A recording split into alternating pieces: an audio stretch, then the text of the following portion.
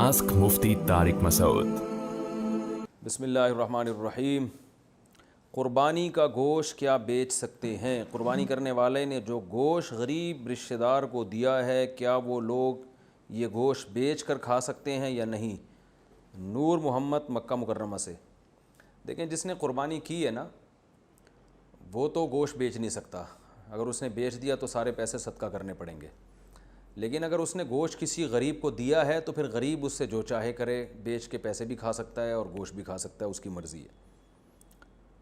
سونے کی on line خریداری جائز ہے؟ کیا سونے کی آن لائن خریداری جائز ہے جبکہ اس میں بر وقت سونے پر قبضہ نہیں ہوتا؟ معراج احمد انڈیا سے۔ آج کل جو سونے کی ٹریڈنگ ہو رہی ہے نا آن لائن، یہ جائز نہیں ہے، کیونکہ سونا کیا بلکہ کوئی بھی چیز آپ اپنے قبضے میں لیے بغیر آگے بیچ نہیں سکتے۔ لیکن عام چیزوں میں جو سونا یا چاندی نہ ہو، اس میں تو یہ بھی ہو سکتا ہے کہ آپ بکنگ کروا لیتے ہیں، ابھی بیچتے نہیں ہیں بلکہ بیچنے کا وعدہ کر لیتے ہیں۔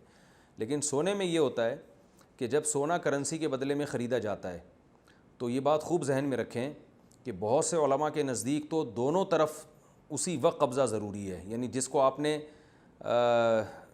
سے آپ نے سونا خریدا ہے اس کے اکاؤنٹ میں اسی وقت پیسے جانے چاہیے یا اس کے ہاتھ میں، اور اسی وقت سونا آپ کے پاس آنا چاہیے، فزیکلی آپ کا اس پہ قبضہ ہونا چاہیے۔ اور یہاں بر صغیر کے جو علماء ہیں ان کے نزدیک ایک پر قبضہ کافی ہے، یعنی ایک جانب پر۔ تو اگر آپ سونا خرید رہے ہیں انٹرنیٹ کے ذریعے یا کسی بھی ذریعے سے، تو اس مجلس میں سونے پر قبضہ آپ کے لیے ضروری ہے۔ پیسے بے شک آپ بعد میں دے دیں۔ تو اگر پیسے بھی ادھار ہیں اور سونا بھی ادھار ہے تو یہ بالکل جائز نہیں ہے، جیسے کہ آن لائن ٹریڈنگ میں اکثر ایسا ہوتا ہے۔ تصویر والے کمرے میں نماز پڑھنا، اگر گھر میں تصویر لگی ہوئی ہو تو کیا اس کمرے میں نماز ہو سکتی ہے یا نہیں؟ طاہر صاحب کشمیر سے۔ اگر چہرے کی تصویر ہے، کسی جاندار کے چہرے کی تصویر باقاعدہ گھر میں سینری کی شکل میں لٹکی ہوئی ہے دیوار پہ، تو پھر اس کمرے میں نماز پڑھنا مکروہ تحریمی ہے۔ اس پہ چادر ڈالیں یا اس کو الٹا کر کے چھپا دیں۔ اور اگر ایسا نہیں ہے، دیوار پہ عزت احترام کے ساتھ تصویر نہیں لگی ہوئی، نیچے پڑی ہوئی ہے یا اخباروں میں جیسے آج کل میز کرسیوں پہ پڑی ہوئی ہوتی ہیں، تو پھر نماز ہو جائے گی۔ شادی میں فوٹو گرافر بلا سکتے ہیں؟ کیا شادی میں فوٹو گرافر بلا کر تصویریں کھنچوانا جائز ہے؟ شاہد صاحب کراچی سے۔ دیکھیں، جو پرنٹڈ تصویر ہے وہ تو علماء ناجائز کہتے ہیں اس کو، بلا ضرورت جو البم میں جو تصویریں لگی ہوتی ہیں وہ تو حرام ہیں جب تک کوئی شدید ضرورت نہ ہو۔ تو شادی بیاہ میں جو تصویریں کھنچوائی جاتی ہیں اس کا مقصد بعد میں البم میں ان یادگاروں کو جمع کرنا بھی ہوتا ہے، وہ ڈیجیٹل فارم میں نہیں رکھی جاتی وہ۔ لیکن اگر کوئی صرف ڈیجیٹل فارم میں ہی ان کو رکھتا ہے تو پھر وہ ہماری رائے کے مطابق تصویر میں داخل نہیں ہے، لیکن اس میں بے حیائی کا عنصر بہرحال ہوتا ہے، کیونکہ جب آپ فوٹوگرافر کو بلائیں گے تو یہ کام زیادہ تر خواتین ہی کرتی ہیں، مردوں تو اتنی نہیں تصویریں کھنچواتے آج کل، تو خواتین کھنچواتی ہیں، اس میں بے پردگی ہے، پھر وہ بہت سارے غیر محرم اس کو دیکھتے ہیں، تو یہ جائز نہیں ہے بے پردگی کی وجہ سے۔ رشتہ بار بار ٹوٹ رہا ہو تو کیا کریں؟ میرا رشتہ طے ہو جاتا ہے، بات پکی ہو جاتی ہے، لیکن آخری وقت میں کینسل ہو جاتا ہے۔ پھر میرے گھر والے بولتے ہیں کہ تو نے داڑھی رکھی ہوئی ہے اس لیے رشتہ نہیں ہو رہا، مجھے اس سلسلے میں کیا کرنا چاہیے؟ رمضان صاحب راجستھان سے۔ آپ کو گھر والوں کی بات رد کر دینی چاہیے۔ میں نے بہت سے ہزاروں لاکھوں داڑھی والے دیکھیں جن کی شادی ہو گئی، اور بہت سے ایسے بھی دیکھیں داڑھی نہیں ہے، شادی نہیں ہو رہی۔ تو آپ کو اس میں نہ پڑیں، جب مقدر میں ہو جائے گی آپ تلاش جاری رکھیں، انشاءاللہ ہم بھی دعا کرتے ہیں آپ کے لیے، اللہ آپ کو کوئی نیک صالح رشتہ دلائے۔ داڑھی رکھنے سے فائدہ ہوگا کہ اچھی عورت ملے گی آپ کو جو دیندار ہوگی۔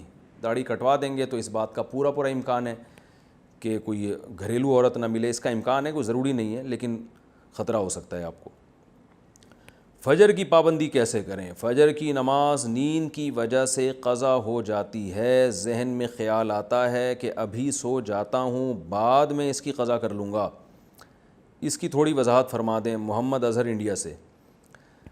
محمد اظہر بھائی، مسئلہ یہ ہے کہ اسلام میں نا شرک کے بعد نماز قضا کرنے سے بڑا گناہ نہیں ہے، کسی قیمت پہ معاف نہیں ہے نماز۔ تو آپ سو جائیں یا کچھ بھی کر لیں، آپ کو نماز پڑھنی پڑے گی، ورنہ آخرت میں اس کا بڑا سخت حساب دینا پڑے گا آپ کو۔ اور فجر کی نماز کی ویلیو اس لیے بھی زیادہ ہے کہ اس میں اس کے ثواب اس لیے زیادہ ہے کہ اس کو پڑھنا مشکل ہے۔ تو دو کام میں آپ کو بتاتا ہوں، وہ اگر کر لیں تو انشاءاللہ آپ سے پابندی ہو جائے گی۔ نمبر ایک، صبح اٹھنے کے لیے آپ ایک الارم والی گھڑی لیں جس کے الارم کی آواز بہت تیز ہو، اور وہ آپ جہاں سوتے ہیں نا اس جگہ سے دور رکھیں، کہیں دور الماری پہ رکھیں، تاکہ جب وہ بجے تو اتنی زور سے بجے کہ آپ کے 14 طبق روشن ہو جائیں اور محلے والے آپ کو بولیں کہ بھائی جا کے اس کو بند کرو۔ اور دوسری بات یہ ہوگا، دور رکھنے کا فائدہ یہ ہوگا کہ آپ فوراً وہیں سوتے سوتے ہاتھ مار کے بند نہیں کریں گے، بلکہ آپ کو اٹھ کے چل کے جانا پڑے گا اسے بند کرنے کے لیے۔ تو اتنی تیز آواز ہو کہ آپ دوڑتے ہوئے جائیں اٹھ کے، تو اس سے انشاءاللہ آپ کی آدھی نیند بھی غائب ہو جائے گی اور جو سستی تھی وہ بھی کم ہو جائے گی اور آپ انشاءاللہ اٹھ بھی جائیں گے۔ دوسرا کام آپ نے یہ کرنا ہے کہ جس دن فجر کی نماز قضا ہو جائے اس دن آپ نے فجر صبح کا ناشتہ نہیں کرنا ہے۔ اگر آپ ناشتے کے عادی ہیں تو اس دن کا ناشتہ آپ گول کر دیں سزا کے طور پر، تو یہ بھی ہے۔ اور اگر آپ ویسے ہی ناشتے کے عادی ہیں، ناشتہ کرنے کا آپ کا معمول نہیں ہے، تو پھر آپ اس دن لنچ غائب کر دیں، بولے آج کھانا نہیں کھاؤں گا میں، تو کچھ سزا دیں اپنے آپ کو، تو اس سے انشاءاللہ آہستہ آہستہ اس بری عادت سے آپ کی جان چھوٹ جائے گی۔ دین اور دنیا میں بیلنس کیسے رکھیں؟ میں انجینئرنگ کر رہا ہوں، دین اور دنیا میں بیلنس کیسے کیا جائے؟ نیز دنیا کی زیادہ کامیابی حاصل کرنا دین کے حساب سے کیسا ہے؟ محمد اظہر صاحب انڈیا سے۔ یہ وہی اظہر صاحب ہیں جنہوں ابھی فجر میں ان کو اٹھنا مشکل ہو رہا تھا۔ اظہر بھائی مسئلہ یہ ہے کہ پہلی بات تو یہ کہ دنیا میں زیادہ ترقی کرنا یہ کوئی اسلام میں نہ اس کی ممانعت ہے بلکہ فضیلت ہے اگر اچھی نیت سے ہو۔ آپ صلی اللہ علیہ وسلم نے ارشاد فرمایا المؤمن القوی خیر من المؤمن الضعیف، طاقتور مومن کمزور مومن سے اللہ کو زیادہ محبوب ہے، زیادہ بہتر ہے وہ۔ تو علماء کہتے ہیں اس سے صرف جسمانی طاقت مراد نہیں ہے بلکہ مالی طاقت یا علم کی طاقت، ٹیکنالوجی کی طاقت، ہر قسم کی طاقت اس میں داخل ہے، کیونکہ صحت مند مسلمان معاشرے کی خیرخواہی کے لیے، قوم کے لیے، ملک کے لیے، اسلام کے لیے جو کچھ کر سکتا ہے وہ ایک عام آدمی نہیں کر سکتا۔ تو آپ ترقی کریں، پیسہ بھی خوب کمائیں اس نیت سے کہ آپ اسے خیر کے کاموں میں خرچ کریں گے، تو اس نیت سے پیسہ کمائیں۔ بعض صحابہ کے پاس اتنی دولت تھی، ہمارے ہاں جامعۃ الرشید میں اس پہ ایک تحقیق ہوئی ہے کہ جو مالدار صحابہ تھے جنہوں نے اسلام کے لیے پیسہ خرچ کیا ان کے سرمائے کتنے تھے، تو 5 ارب روپے اس زمانے کے حساب سے ان کے سرمائے تھے۔ تو جو مالدار صحابہ جن میں حضرت ابو بکر بھی ہیں، حضرت عثمان بھی ہیں، حضرت عبد الرحمن ابن عوف بھی ہیں، مغیرہ ابن شعبہ رضی اللہ عنہم، یہ سارے صحابہ، تو اس لیے یہ کوئی برا نہیں ہے، لیکن بیلنس کا مطلب یہ ہے، بیلنس رکھنا ہے۔ پہلی بات یہ کہ حدیث میں آتا ہے آپ صلی اللہ علیہ وسلم نے فرمایا اجملوا فی الطلب، کسی بھی چیز کو طلب کرنے میں اعتدال سے کام لو۔ ایسا نہ ہو انجینئرنگ کر رہے ہیں آپ یا ایجوکیشن یا پڑھائی میں یا پیسے کمانے میں آپ معذرت کے ساتھ خرکار کے گدھے نہ بن جائیں۔ معذرت تھوڑا سا سخت لفظ میں استعمال کر رہا ہوں، جیسے گدھا ہوتا ہے نا، ہر وقت اس پہ لوڈ ہوتا ہے۔ آئیں دیکھیں، ہم آپ کو لیاری میں گدھے دکھائیں گے، پاکستان میں کراچی میں لیاری ہے، وہاں گدھے ہیں، اتنا سریا ان کے گدھوں پہ بیچاروں کے پشت پہ لاد کے چلا جائے، بعض دفعہ گدھا گاڑی الٹی ہو جاتی ہے اور وہ گدھا ہوا میں معلق ہو جاتا ہے۔ تو انسان میں اور گدھے پہ بھی اتنا ظلم جائز نہیں ہے، تو آپ تو انسان ہیں، تو اپنے اوپر اتنا بوجھ ڈالنا جس سے صحت خراب ہونا شروع ہو جائے اور شریعت کے فرائض و واجبات چھوٹنا شروع ہو جائیں، یہ بالکل جائز نہیں ہے۔ تو ایکسرسائز کا بھی ٹائم نکالیں، نیند کا بھی ٹائم نکالیں، اگر آپ شادی شدہ ہیں تو بیوی بچوں کے لیے بھی ٹائم نکالیں، والدین بہن بھائیوں کے لیے بھی ٹائم نکالیں، اور 5 ٹائم نمازیں ہیں ان کے لیے روزانہ کم سے کم 1 پارہ تلاوت، اور صبح و شام جو 100 مرتبہ تسبیحات ہیں، تیسرے کلمے کی، درود شریف، استغفار، وہ 100 مرتبہ اس کے لیے ٹائم نکالیں۔ قرآن کا حق ہے کہ روزانہ کم از کم آدھا گھنٹہ یا 20-25 منٹ تلاوت کی جائے، اس کے لیے ٹائم نکالیں، اور ہفتے میں کم از کم کسی ایک عالم دین کا بیان لازمی سنیں تاکہ آپ کو موٹیویشن ملے اور علم میں ترقی ہو، اور کچھ نہ کچھ وقت اپنا تبلیغ میں لگائیں تاکہ امت جو آگے دین کا کام آپ نے یعنی دین کو دوسروں تک پھیلانا ہے اس میں بھی آپ کا کردار ہو، چاہے وہ تبلیغ جماعت کے ذریعے تبلیغ ہو یا کسی اور ذریعے سے۔ تو یہ موٹے موٹے کام اگر آپ کرتے ہیں تو یہ انشاءاللہ اس کی علامت ہے کہ آپ کی لائف میں ایک توازن ہے، بیلنس ہے۔ اور اگر ایک طرف زیادہ لڑک جاتے ہیں، دوسری طرف کو توجہ دینا چھوڑ دیتے ہیں، تو یہ بے اعتدالی کی بات ہوگی۔ کیا والد ایک بیٹے کا پیسہ دوسرے بیٹوں کو دے سکتا ہے؟ ہم 3 بھائی ہیں اور ایک ساتھ رہ رہے ہیں، کیا میرے والد میرا کمایا ہوا روپیہ باقی بھائیوں میں تقسیم کر سکتے ہیں یا نہیں؟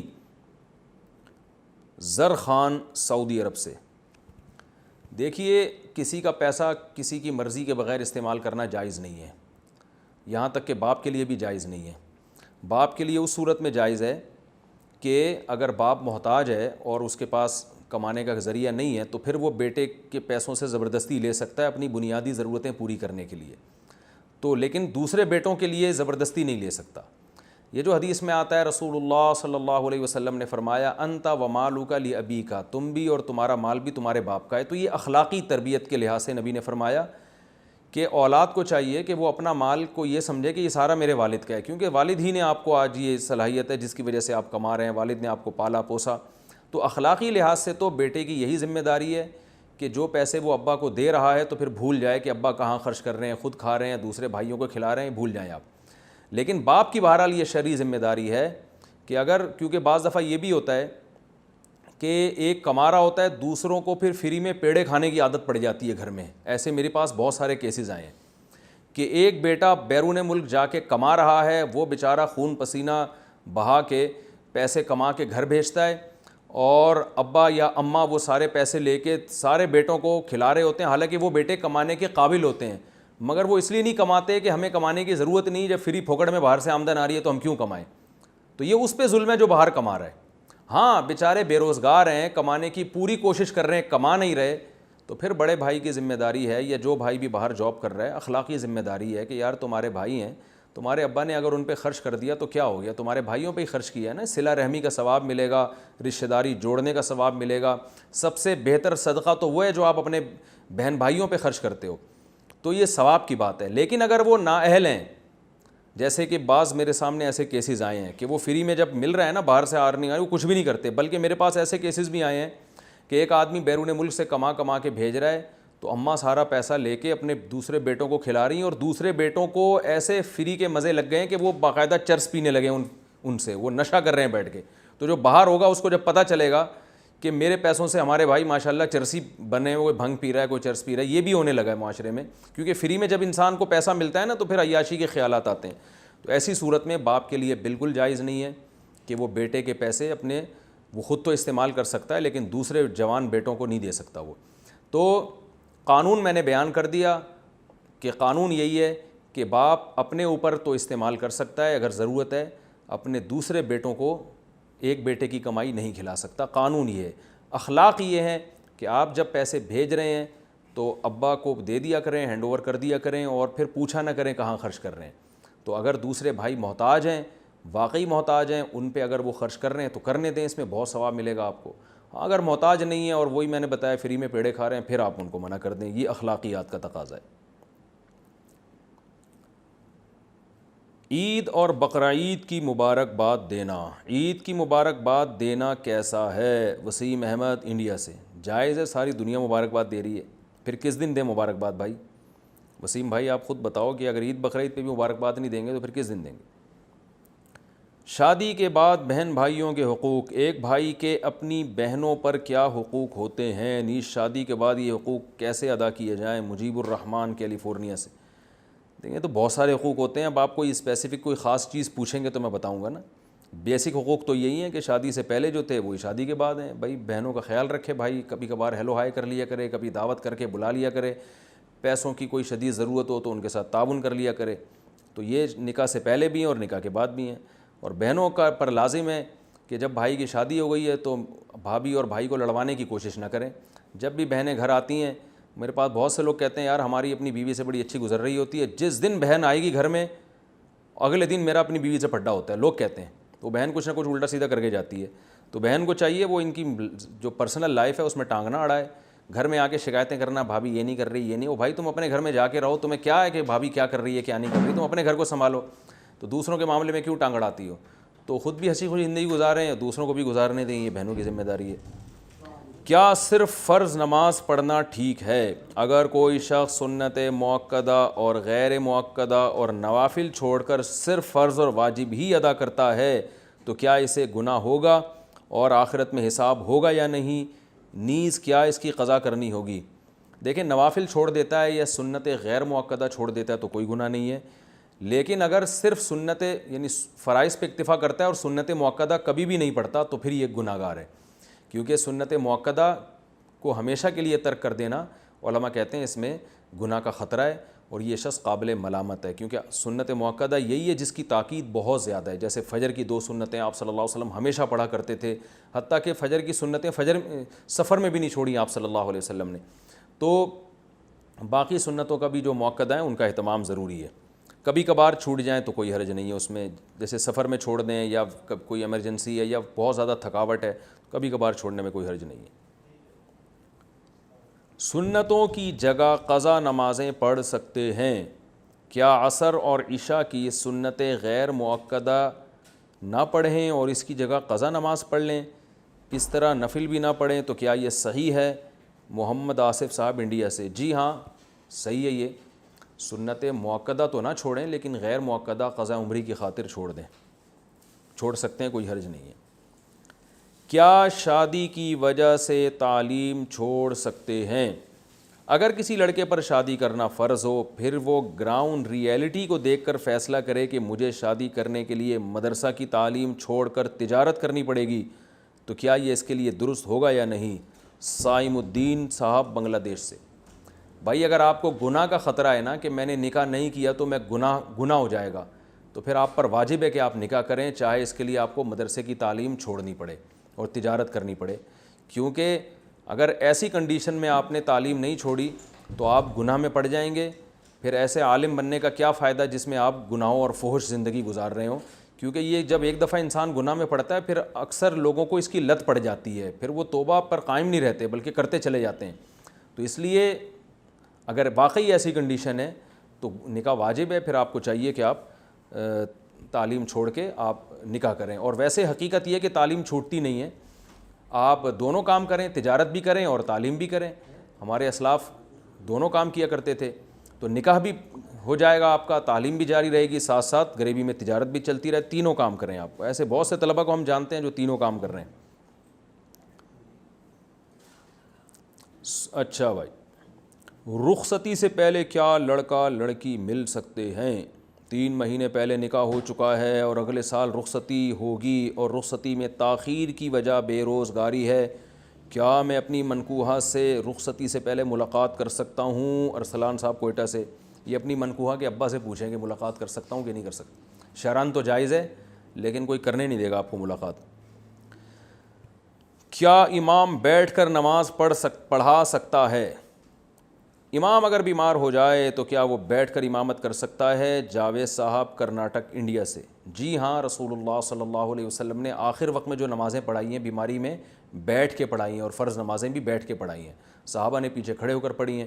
تو امام اگر بیمار ہو جائے یا اس سے کھڑا نہیں ہوا جا رہا تو یہ بالکل جائز ہے کہ وہ بیٹھ کے نماز پڑھائے اور پیچھے مقتدی کھڑے ہو کر نماز پڑھیں. اذان کے وقت بیت الخلاء جانا کیسا ہے؟ کیا اذان کے وقت بیت الخلاء جا سکتے ہیں؟ مکرم اویس مہاراشٹر انڈیا سے. آپ خود سوچ لیں اگر آپ نہیں جائیں گے تو کیا ہوگا. ظاہر ہے جب بیت الخلاء جب تقاضا ہوتا ہے تو اسی وقت جاتا ہے، چاہے اذان ہو رہی ہو یا نہیں ہو رہی ہو. تو معذرت کے ساتھ آپ کو چاہیے کہ اذان ہو یا نہیں ہو، جب بیت الخلاء کا تقاضا ہو تو فوراً پہلی فرصت میں چلے جایا کریں، ورنہ حالات کے ذمہ دار پھر آپ خود ہی ہوں گے. زندگی میں جائیداد کی تقسیم کا طریقہ.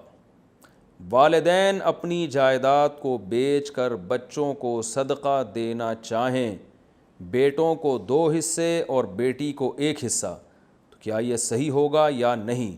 شاداب صاحب کلکتہ سے. یہ صحیح نہیں ہوگا. یاد رکھیں مرنے کے بعد وراثت کے احکام کچھ اور ہیں، وہ مرنے کے بعد ہوتی ہے وراثت، زندگی میں نہیں ہوتی. زندگی میں والد یا والدہ اپنی اولاد کو جو کچھ دے وہ وراثت نہیں ہے، چاہے اس پہ وراثت کا لیبل لگا لے، وہ گفٹ ہے. اور گفٹ میں یہ اصول ہے کہ اولاد میں بے اعتدالی کرنا، ناانصافی کرنا، کسی کو زیادہ دے دینا کسی کو کم دے دینا، یہ درست نہیں ہے. مشہور حدیث ہے نعمان ابن بشیر رضی اللہ تعالی عنہ کی. ایک صحابی رسول اللہ صلی اللہ علیہ وسلم کے پاس آئے، عرض کیا یا رسول اللہ میرا ایک غلام ہے، میں اپنے بیٹے کو دینا چاہتا ہوں. آپ نے فرمایا کیا دوسرے بیٹے کو بھی دیا ہے تم نے؟ انہوں نے کہا نہیں. فرمایا میں ظلم پہ گواہ نہیں بن سکتا.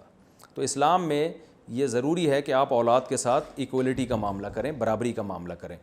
ہاں تو اس لیے علماء کہتے ہیں کہ زندگی میں اگر کسی کو گفٹ دیں گے تو جتنا بیٹے کو دیا اتنا ہی بیٹی کو دینا پڑے گا. اس بیس پہ فرق نہیں کر سکتے کہ یہ بیٹی ہے یا یہ بیٹا ہے. ہاں اس 2 وجہ سے فرق کرنا جائز ہے. نمبر 1 فرما بردار زیادہ ہے، یعنی اس نے آپ کی خدمت زیادہ کی ہے تو آپ خوش ہو کر اس کو زیادہ دے سکتے ہیں, یہ جائز ہے, کیونکہ وہ خدمت کی بیس پہ آپ اس کو دے رہے ہیں, چاہے وہ بیٹی ہو یا بیٹا. مثلا بیٹی نے خدمت زیادہ کی تو آپ بیٹی کو دے دیں, بیٹے نے خدمت زیادہ کی تو آپ بیٹے کو دے دیں. دوسرا, اس بیس پہ بھی زیادہ دینا جائز ہے کہ ایک کو ضرورت زیادہ ہے. بعض دفعہ بیٹا اسٹیبل ہوتا ہے, اسے ضرورت ہی نہیں ہے, بیٹی ایسے غریب خاندان میں رخصت ہو کے چلی گئی, اس کو بہت شدید ضرورت ہے, تو ایسے موقع پہ بیٹی کو زیادہ دے دیں, بیٹے کو کم دے دیں. اور بعض دفعہ یہ بھی ہوتا ہے کہ بیٹے کو زیادہ ضرورت ہے, بیٹی کو کم ضرورت ہے, تو پھر بیٹی کو کم دے دیں اور بیٹے کو زیادہ دے دیں. تو خلاصہ یہ نکلا کہ صرف بیٹا یا بیٹی ہونے کی بیس پر زیادہ دینا تو ٹھیک عمل نہیں ہے, مکروہ ہے, ناپسندیدہ عمل ہے, حدیث میں اس کو ناپسند کیا گیا ہے. لیکن ضرورت کی بیس پہ اضافہ کمی بیشی جائز ہے, اس میں کوئی حرج نہیں ہے. اور ایک اور بیس بھی ہے جس پہ بھی جائز ہے کہ سب راضی ہوں. مثلا اگر آپ بیٹے کو زیادہ دے رہے ہیں اور بیٹی بالکل اس پہ دل کی خوشی سے راضی ہے کہ بھئی چلو میرے بھائی کو زیادہ دے دو, تو بھی ٹھیک ہے. یا آپ بیٹی کو زیادہ کوئی شخص دینا چاہتا ہے اور بیٹا اس پہ دل سے بالکل خوش ہے کہ مجھے کوئی اعتراض نہیں ہے, تو بھی ٹھیک ہے, کیونکہ یہ اولاد ہی کا حق ہے. تو اگر کوئی راضی ہے تو ٹھیک ہے, ورنہ نارملی اس میں حکم یہی ہے کہ سب کے درمیان میں آپ برابری کریں. رسول اللہ صلی اللہ علیہ وسلم پر جادو کی حقیقت. نبی صلی اللہ علیہ وسلم پر جو جادو ہوا تھا اس کا واقعہ بیان فرمائیں اور امت کے لیے اس میں کیا سبق ہے. احسان صاحب کے پی کے سے. صحیح بخاری صحیح مسلم کی حدیث ہے کہ یہودیوں نے آپ صلی اللہ علیہ وسلم پہ جادو کیا تھا, جس کی وجہ سے آپ صلی اللہ علیہ وسلم بھولنے لگے تھے کچھ چیزوں کو.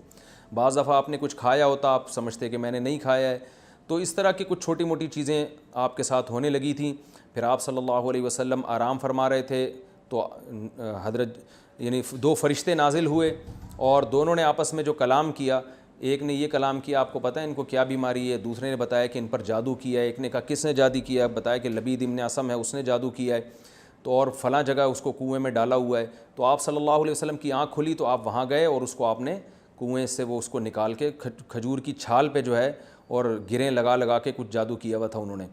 تو پھر سورہ فلق اور سورہ ناس نازل ہوئی اور آپ صلی اللہ علیہ وسلم نے وہ پڑھ کے اپنے اوپر دم کیا تو اللہ نے آپ کے کچھ جادو کو آپ سے دور کر دیا. تو یہ مختصر میں نے واقعہ بیان کیا. تو اس سے پتہ چلتا ہے کہ جادو کا اثر ہو سکتا ہے, لیکن یہ بات خوب ذہن میں رکھیں کہ جادو اسباب ضعیفہ میں سے, اتنا آسان نہیں ہے کسی پہ جادو کر دینا. نبی صلی اللہ علیہ وسلم پہ جو جادو ہو گیا تھا اس میں جو حکمت تھی وہ یہ بتانا تھی کہ آپ صلی اللہ علیہ وسلم بشر ہیں, جادوگر نہیں ہیں. کیونکہ یہودی آپ کو جادوگر کہتے تھے, طعنہ دیتے تھے. تو اگر آپ پہ جادو کا اثر نہ ہوتا تو یہودی کہتے دیکھو یہ واقعی ہم کہتے تھے نا جادوگر ہیں, تو پکا ثابت ہو گئے جادوگر ہیں, تبھی ان پہ جادو کا اثر نہیں ہو رہا. تو اللہ نے آپ پہ اثر اس نیت سے اس حکمت سے ہونے دیا تاکہ لوگ آپ کو جادوگر نہ سمجھے. ورنہ یہ جادو آسان نہیں. آج جادو جو ہے نا, جادوگر کہتے ہیں کہ لوگوں کو الو بناتے ہیں کہ جب نبی پہ ہو گیا تو فلاں پہ کیوں نہیں ہو گیا, لہذا آپ پہ بھی ہو سکتا ہے فلاں. تو اتنا آسان کام نہیں ہے, یہ سب روحانی ٹوپے ڈرامے لوگوں نے چلائے ہوئے ہیں. میں لوگوں سے کہتا ہوں پھر ابو بکر رضی اللہ عنہ پہ کیوں نہیں ہو گیا, حضرت عمر پہ کیوں نہیں ہو گیا, حضرت عثمان پہ کیوں نہیں ہو گیا, حضرت علی پہ کیوں نہیں ہو گیا. یہودیوں نے جب نبی پہ جادو کی کوشش کی ہوگی تو ان لوگوں پہ بھی تو کی ہوگی نا. تو اس لیے اللہ نے آپ پر جادو کا اثر اس لیے ہونے دیا کہ اس میں ایک حکمت تھی تاکہ وہ لوگ آپ کو جادوگر نہ سمجھے. ورنہ یہ اتنا آسان کام نہیں ہے جتنا لوگوں نے بنا دیا ہے. تو اللہ پہ توکل کریں, اعتماد کریں, سورہ فلق سورہ ناس پڑھ کے رات کو اپنے اوپر دم کیا کریں, بس اتنا کافی ہے. انشاءاللہ اس سے آپ بچے رہیں گے جادو سے. نذر و نیاز میں کیا جانور قربان کر سکتے ہیں؟ کیا بقرعید کی قربانی کے علاوہ نذر و نیاز کے لیے جانور ذبح کر سکتے ہیں؟ بنت آدم کشمیر. جانور ذبح کرنا صرف حج کے موقع پہ عبادت ہے دم کے طور پر, اور بقرعید میں اور عقیقے میں. اس کے علاوہ جانور ذبح کرنے کا اسلام میں کوئی تصور نہیں ہے. گوشت کھانا ہو تو ذبح کر لیں, نہیں کھانا ہو تو نہیں. تو نذر و نیاز سے مراد جو صدقات و خیرات ہیں تو وہ اگر ہیں تو وہ پیسے صدقہ کریں یا راشن ڈالیں کسی غریب کے گھر میں. جانور کو ذبح نہ کریں کیونکہ لوگ اس کو سنت سمجھتے ہیں. تو اس عمل سے بدعت کی تائید ہوتی ہے کیونکہ یہ نبی صلی اللہ علیہ وسلم سے ثابت نہیں ہے. تو اصل صدقے کا مقصد ہے لوگوں کے ساتھ تعاون, تو اس ویسے صدقات و خیرات کریں آپ. اس پہ میں تفصیلی کلپ ریکارڈ کروا چکا ہوں صدقے کے بکرے کے نام سے, یوٹیوب پہ وہ دلائل آپ سن لیے گا. دین میں زبردستی نہیں, اس کا کیا مطلب ہے؟ کہہ رہے ہیں بھائی دین میں زبردستی نہیں ہے, اس کا کیا مطلب ہے؟ کیا ہم اپنے ماتحتوں پر فرض واجب کی سختی نہیں کر سکتے؟ شیخ مولا انڈیا سے. دیکھو دین میں زبردستی نہیں کا مطلب یہ کسی غیر مسلم کو زبردستی مسلمان نہیں بنایا جا سکتا, یہ مطلب ہے. لا اکراہ فی الدین, قد تبین الرشد من الغی، سورہ آل عمران کی آیات ہیں کہ دین میں زبردستی نہیں. کیا مطلب؟ کسی کافر کو آپ زبردستی مسلمان نہیں بنا سکتے، لیکن ایک آدمی اگر مسلمان ہے تو اس پہ عملی کوتاہی اگر وہ کر رہا ہے تو اس پہ زبردستی کی جا سکتی ہے. لیکن یہ ہر ایک کو حق نہیں ہے. سب سے پہلے حکومت کو یہ حق ہے کہ مسلمانوں کو زبردستی وہ نماز کا پابند بنا سکتی ہے. اسلامی حکومت کی یہ ذمہ داری ہے کہ کوئی شراب پی رہا ہے تو اسے کوڑے لگائے جائیں گے تاکہ وہ شراب چھوڑے، زنا کر رہا ہے تو اسے کوڑے مارے جائیں گے جیسے کہ قرآن و سنت سے ثابت ہے. اسی طرح والدین پر لازم ہے کہ بچے اگر وہ دین پر نہیں چل رہے یا کوئی برائی کر رہے ہیں تو محبت سے سمجھائیں، نہیں باز آتے تو ان پر سختی کریں. تو بڑوں پر کے لیے جائز ہے، ہر آدمی کے لیے جائز نہیں ہے کہ دوسرے پہ سختی کرنا شروع کر دے. وہ توبہ بار بار ٹوٹتی ہو تو کیا حل ہے؟ کسی گناہ سے توبہ کرے اور توبہ بار بار توڑے پھر بار بار کرے اور ایسا ہی چلتا رہے تو اس کے لیے کیا حکم ہے؟ محمد توفیق ممبئی سے. دیکھیں اگر گناہ بار بار ہو رہا ہے تو پھر توبہ بھی بار بار کرے. یہ ایسے ہی جیسے کپڑے، کوئی آپ سے سوال پوچھے کپڑے بار بار گندے ہوتے ہیں تو کیا کرے؟ کپڑے بار بار گندے ہوتے ہیں تو بار بار دھوئے، تو انہیں میلے کپڑے پہن کے تو نہیں گھومے گا نا. تو ایسے ہی اگر دل بار بار گندا ہو رہا ہے گناہ کر کے تو توبہ کر کے دل کو بھی بار بار دھوئے. رہا یہ مسئلہ کہ بار بار گناہ کیوں ہوتا ہے، تو دیکھیں گناہ سے توبہ بھی ضروری ہے اور وہ اسباب اختیار کرنا بھی ضروری ہیں جن سے آئندہ گناہ سے بچنے کی توفیق ملے. مثلاً کوئی گناہ آپ سے ہوتا ہے تو اپنے آپ کو صرف توبہ نہ کریں بلکہ سزا بھی دیں. کوئی جرمانہ لگائیں اپنے اوپر، روزہ رکھیں تو وہ جرمانہ کتنا ہوگا وہ اسی کے حساب سے کسی بھی اپنے عالم سے، بزرگ سے جو آپ کے حالات جانتے ہیں ان سے مشورہ کریں کہ بھئی مجھ سے یہ گناہ بار بار ہو جاتا ہے تو میرے اوپر کوئی سزا متعین کریں.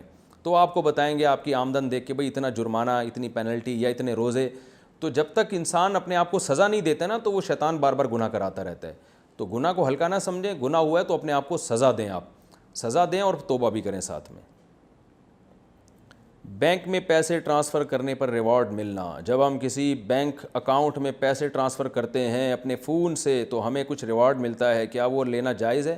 اگر پہلے سے بینک سے ایگریمنٹ نہ ہو تو لینا جائز ہے وہ، کیونکہ وہ سود کہتے ہیں جو بینک میں آپ نے پیسے رکھوائے یا ٹرانسفر کیے آپ نے اکاؤنٹ کی طرف اور اس پہ پہلے سے ایگریمنٹ تھا کہ آپ ٹرانزیکشن کریں گے تو ہم آپ کو اتنے پیسے دیں گے، تو وہ قرض پہ نفع لے رہے ہیں آپ. اور اگر یعنی طے شدہ نفع جو پہلے سے ایگریمنٹ ہو، اگر پہلے سے ایگریمنٹ نہیں ہے تو محض ٹرانزیکشن کروانے پہ جو ریوارڈ ملتا ہے وہ جائز ہے، اس میں کوئی گناہ نہیں ہے. آسک مفتی طارق مسعود.